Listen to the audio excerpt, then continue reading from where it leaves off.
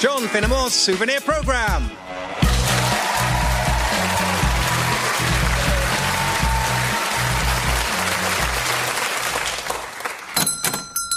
Good morning, sir. Good morning. You sell stamps? That's right, sir. Yes, collectible stamps. Excellent. I want to start collecting stamps. Well, what sort of a collection did you have in mind?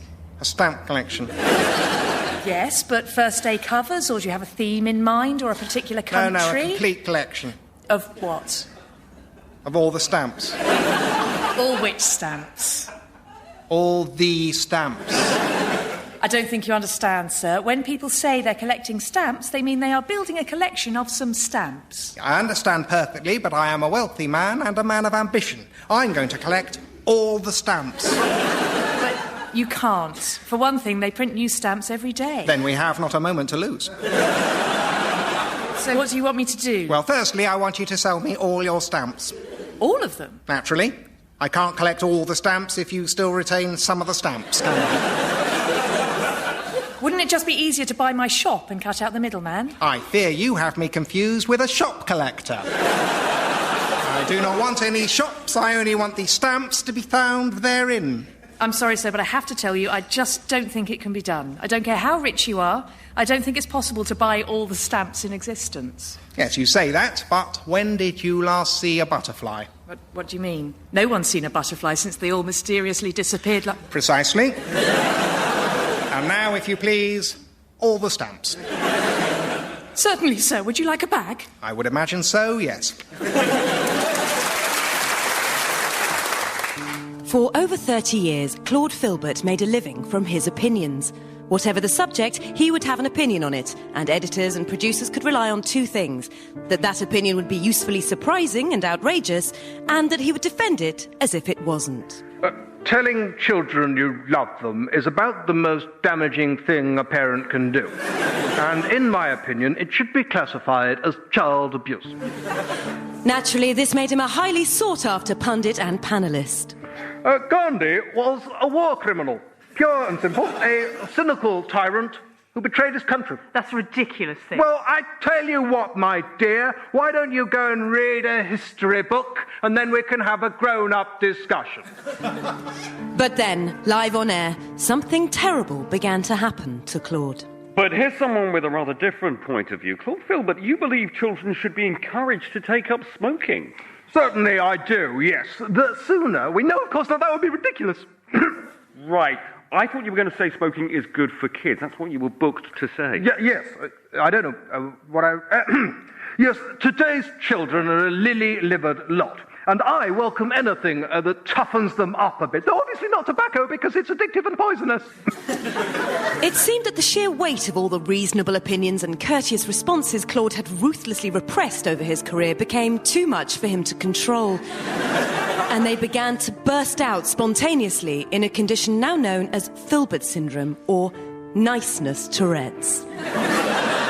If you'll just let me speak, Mr. Filbert, I'm simply saying we should wait until the report comes out before rushing into judgment. Young man, I've never heard anything quite so reasonable. I mean, that's exactly the sort of thing that I agree with. Good point. Do go on. God, what's happening to me? I like your shoes. Unable to continue working because it quickly became clear that apart from his knee-jerk contrarianism, Claude had absolutely nothing of any value to say, Claude retired from public appearances, but the worst was still to come. To his horror, Claude discovered the condition was spreading to his home life. Celia, for goodness sake, woman, if you must have your inane friends around every day, I thank God I married you, my darling. What? Oh, God, no. But, oh God, yes.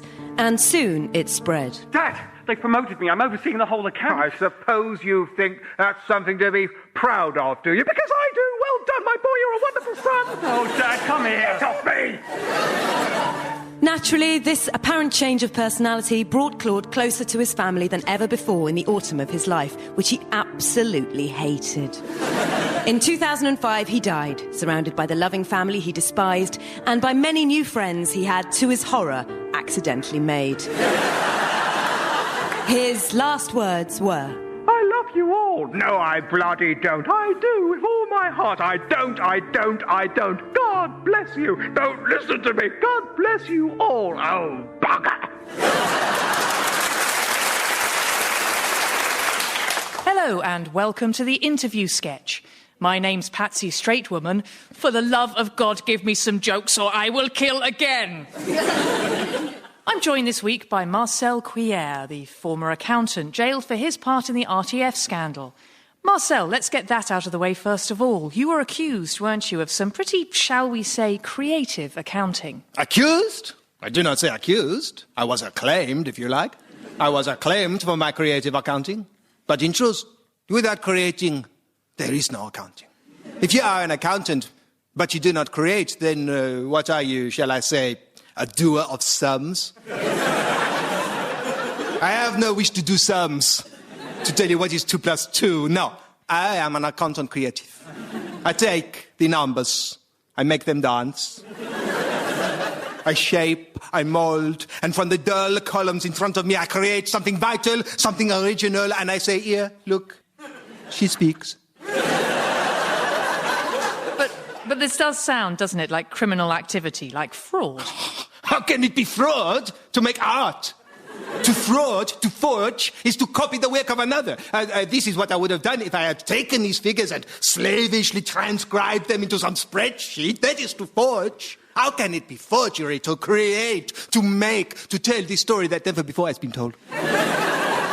But your approach must have been hard for your clients to understand sometimes. Oh, yes, often. Even when I'm famous, I come to some huge bank and they say, yeah, the accountant, let me take you to our books, our ledgers. I say, no. I am an accountant creative. Take me, please, to the highest point of your building. Let me look down with the wind in my hair, the rain on my face. Let me see the people come in and come out. Let me touch your filing cabinets, your fax machines, your receptionist. And then, my friends, I will render my account. But is it not the case that these accounts you rendered tended to serve the interests of the company paying for them? Of course, what would you have me be? I am an artist, first and most and all the time complete, but also I must live. So I imagine prison must have come as quite a shock to you. Shock? No. They call it prison. For me, it is the place of the most wonderful freedom. I am fed, I am sheltered, I am free to make the most glorious accounts of my life, entirely from my imagination. Towering, grotesque, beautiful accounts. Accounts that could never be, will never be. Accounts where the debits are 15 stories high and the credits are in Babylonian cuneiform. It is the time of my life. Marcel Cuillère, thank you very much.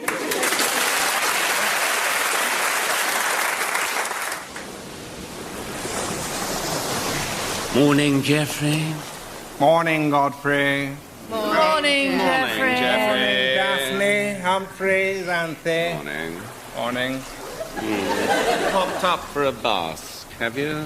Yes, I thought I'd pop up for a quick bask, yes. Yeah, super idea, Geoffrey. That's what we're all doing. We've all popped up for a bask. Super.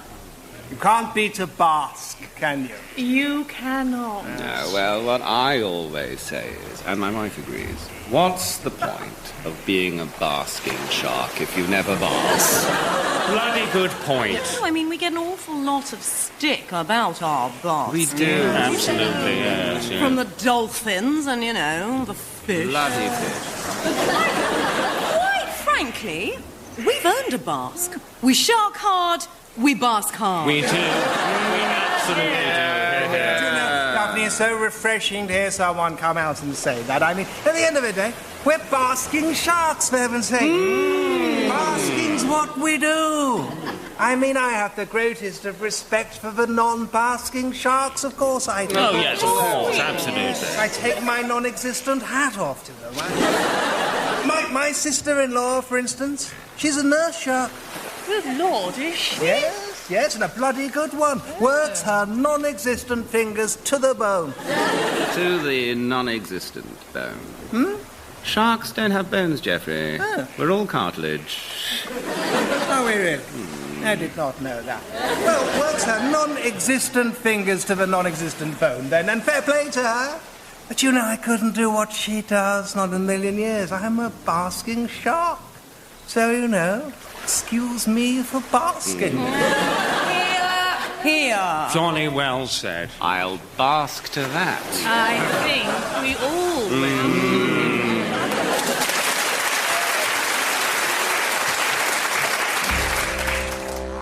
For the attention of the director and staff of the British Museum of Natural History. Sirs, the continent of Australasia continues to yield wonders of all kinds to the naturalist.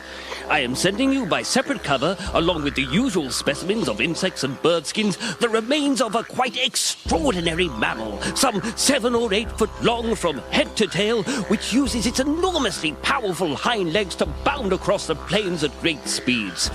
Exigencies of time compel me to curtail this account, but rest assured, my full field notes will, upon my return, be entirely at your disposal. I remain your humble servant, Alfred Hamberley. Dear Mr. Hamberley, thank you for your email.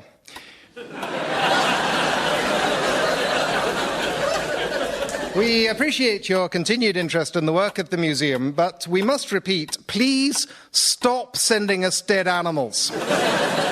We absolutely do not want any more corpses from you, whether of insects, birds, or particularly large mammals. The most recent mammalian specimen you sent us, incidentally, is a kangaroo, an animal that has been well known to the museum for over 200 years. It is of no scientific value to us. However, by sending it, you are breaking several laws in both Britain and Australia. Particularly as you neglected to refrigerate the container in which you shipped it, resulting in the intern who opened it taking a week off with stress. Enjoy your holiday, but please, enough with the corpses. Yours, Tony Farker, Director of Acquisitions, the Natural History Museum. Dear sirs, inside the accompanying shipping crate, I am delighted to say I enclose no less than 18 partial or complete remains of giant squid.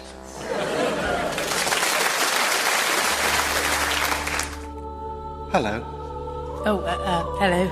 Welcome to the gates of heaven. Really? Actual gates on a cloud with a man with a white beard at a desk? You seem surprised.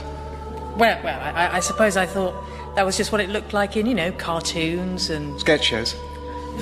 Yes, well, that's where we got the idea. It seems to make people feel comfortable when they first arrive, so... And you're St. Peter? If you like. So, let's see. Oh, well, you lived a good life, didn't you? Did I? Oh, yes. You loved and were loved. You were kinder than you had to be and not as cruel as you might have been. Doesn't sound that much. Oh, you'd be surprised. That's actually a pretty good score. Now, your views on religion. Oh. Your most often stated position was, I don't know if there's like an actual God per se, but I do have this sense that there's like, you know, some kind of higher power, like a sort of some kind of spiritual dimension or something, I don't know. I mean, I didn't... Well, that's pretty much spot on. Well done. Really? Yeah, you got us back to rights there. Quite the theologian. Oh, so, can I come in? Well, there's just one red flag on the system here. Yes? You had a mug. A mug? Yeah, from 1983 to 2002, you had a mug at work. And it said, if there's no chocolate in heaven, I don't want to go.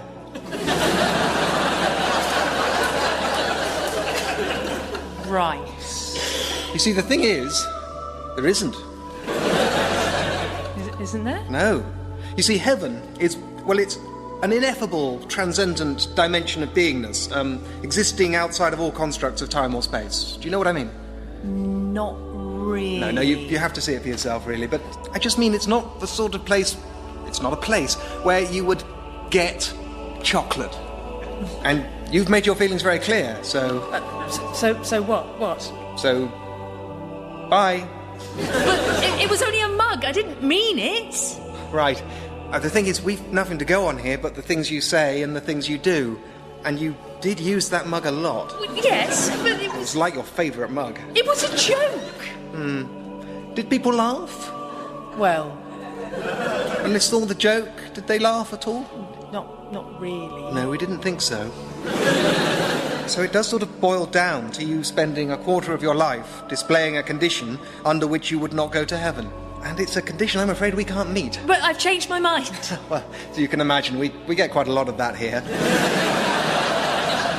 I don't suppose you recanted on your deathbed, did you? Recanted? Yes, if you said with your dying breath, I recant, I do want to go to heaven, even if there isn't any chocolate, that sort of thing, we could probably do something for you, but no, I'm afraid it probably is hell for you. Hell? Don't worry, it's not as bad as people think. It's more boring than anything. And I think they do have chocolate. Do they? Yes. Yeah, mint arrows, I believe. No!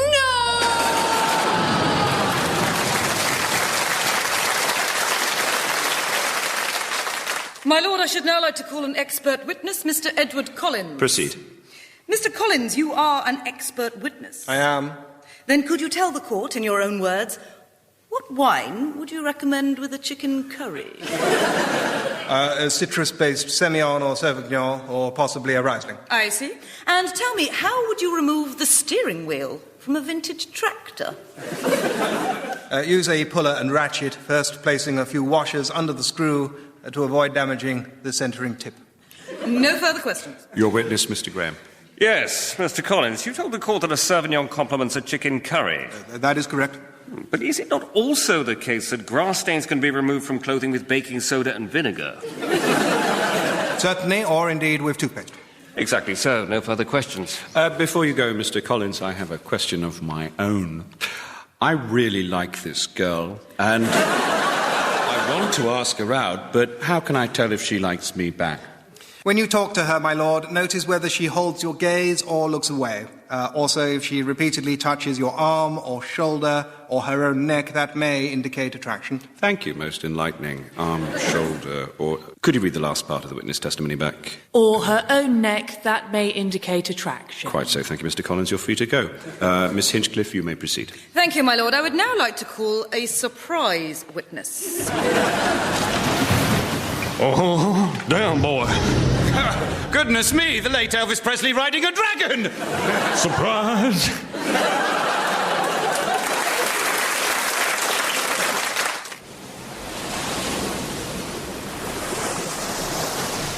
So, Geoffrey.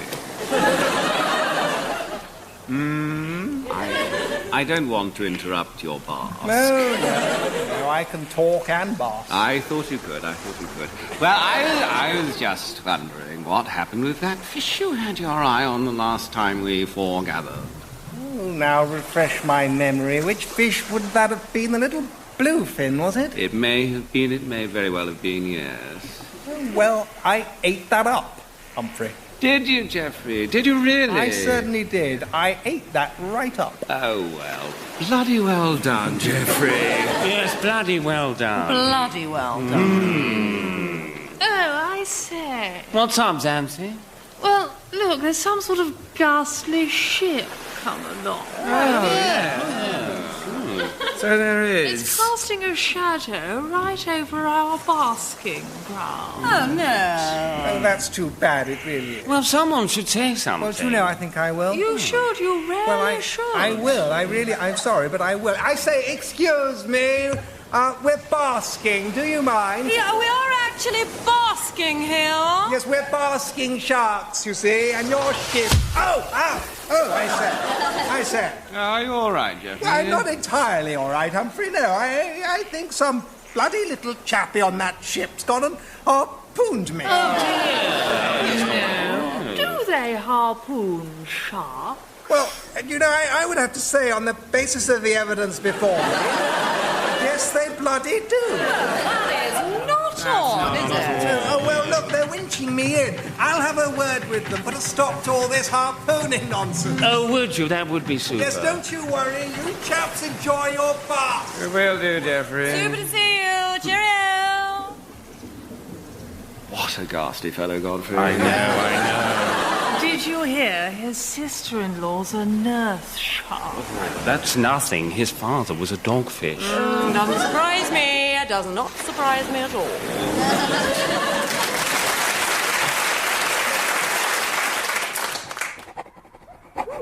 Expedition Diary, day 43. Hunter died last night, leaving Captain Lewis and I the only men alive. We press on, but we cannot between us carry all our supplies. We must choose between the sled containing our fresh water and tinned meat, and our sled containing the crate of whiskey. Okay. I think we gotta go east.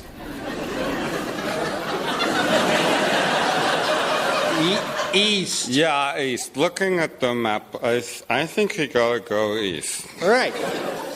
Which way is east? What do you mean which way is east? East is the way we gotta go. Yeah, but which way is east? Okay, well, look at north is always up top of the map, right? So east is this way. Yeah, on the map it is, but which way is it in all of this real life? Well, I don't know. I got a compass. Okay, good. What's the compass say we gotta go? Well, it's not. That's not how compasses work, Jake. They don't tell you where to go. Sure they do. Let me take a look. Yeah, look, there's a goddamn pointer on it. What more do you want?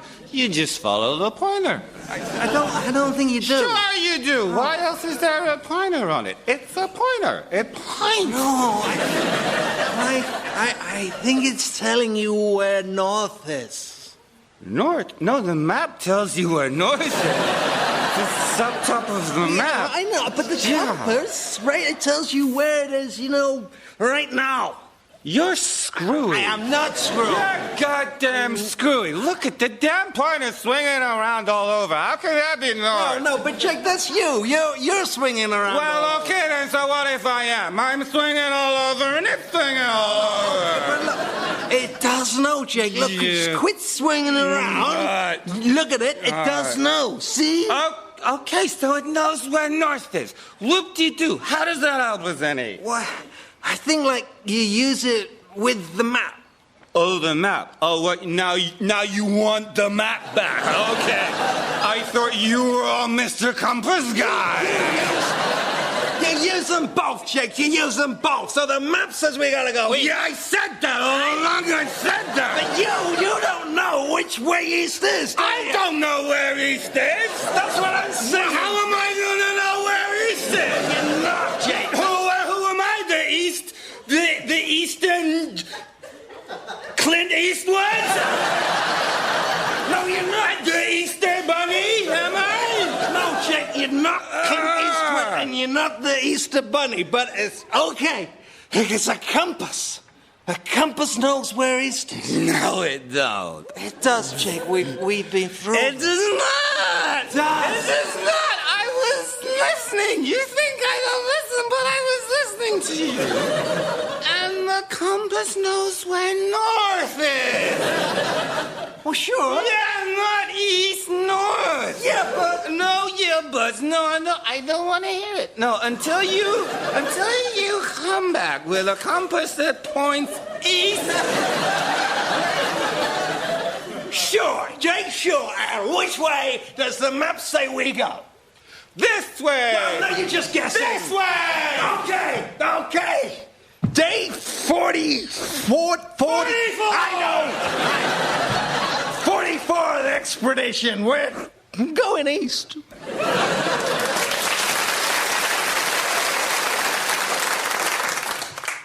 Would you like a banana? No, thanks. It's okay, I've got two. No, I don't like them. You don't like them? No. Oh, you mean you're allergic to them? No, I just don't like them. Bananas? Yeah. But they're nice. Right, I don't think so. Have you tried them? Yeah. But you don't like them? No. I don't understand. There's nothing to understand. I just don't like the flavour. But the flavour is banana flavour. Yeah. That's a nice flavour. Not to me, it isn't. It's just a matter of taste. Yes, exactly, yes. And the taste of bananas is delicious. Look, there must be things you don't like.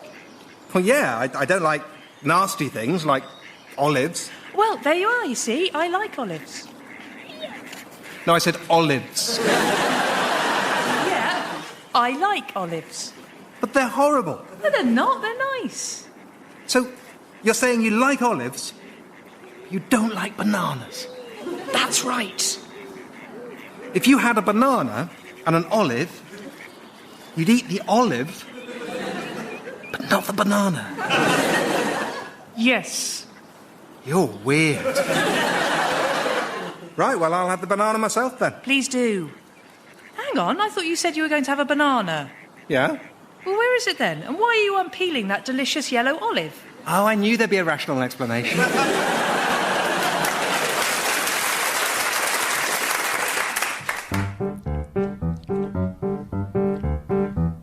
I'm Tim. I'm also Tim. And this old bugger is Giles. Hello. We're meeting up with Harry, 3 more Timmies and Miles. Good-o. But how to spot each other when the crowd is so thick? Uh-oh. Don't you worry, Timbo, there's a very old trick.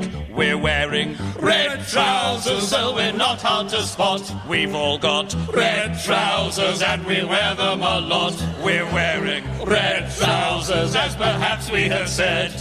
From belt hooks down to turn-ups, we are pillar box red. Another gin and tonic, please, for each of the Tims. Hooray! A Jaeger bomb for Harry and a jug full of Pims. I say! Then let's lift up to Twickers where the totty will swoon. Hey, hey. And our lower limbs all slathered in a sea of maroon. We're wearing red trousers and we're out on the lash. We've all got red trousers, also plenty of cash. And in our red trousers we will knock 'em all dead. With self-confidence as total as our trousers are red. Henley has scored towards the oval. Tim stands plays outside Yeovil. Still in our red trousers, you can see them for miles. We love our red trousers, they're the last word in style. And in our red trousers, we'll head back to South Ken. Till next weekend, the boat race and red trousers again.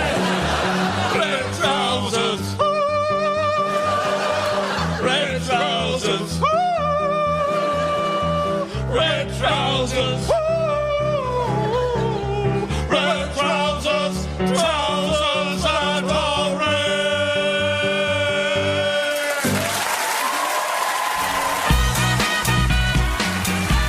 John Finnemore's Souvenir programme was written by and starred John Finnemore with Margaret Cabourn-Smith, Simon Kane, Lawry, Lewin and Carrie Quinlan. Original music was by Susanna Pierce and the producer was Ed Morris. And if you would like to know more about this programme, why not do a project on it like you used to at school? Don't forget the graphs.